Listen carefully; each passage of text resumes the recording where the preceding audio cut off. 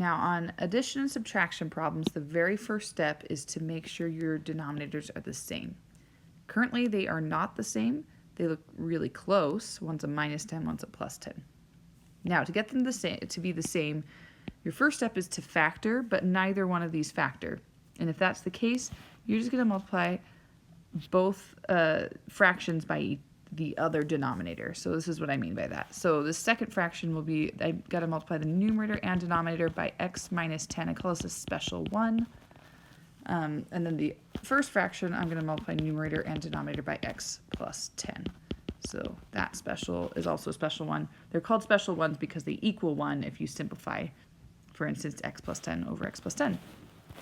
Now, when it comes to addition and subtraction, I do distribute, but I only distribute the numerator because ultimately we're going to be combining like terms on the numerator. So I'm going to go ahead and distribute this 3. So we have 3x plus 30 over, but I'm not going to distribute the denominator, so it'll be x minus 10 and x plus 10. The order of those does not matter. Now, just so I don't make a mistake, I'm also going to change this to a plus sign, but distribute that negative or multiply this 5 by a negative 1, because subtracting 5 is the same as adding a negative 5. That's why I'm allowed to do that. And then that way I don't make any mistakes, so I'm going to go ahead and distribute that negative 5 into both terms. So I've got a plus, and then negative 5x plus 50. And then once again, I'm not going to distribute the denominators. I'm just going to leave it as x minus 10 and x plus 10.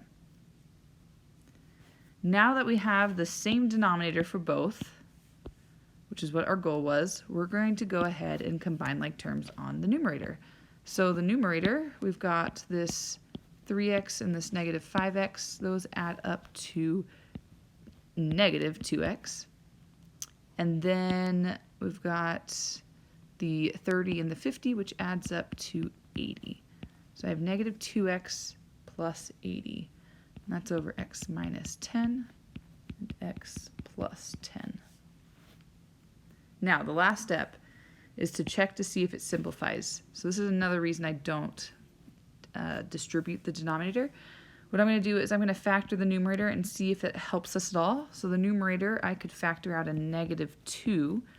If I factor out a negative 2, I get x minus 40.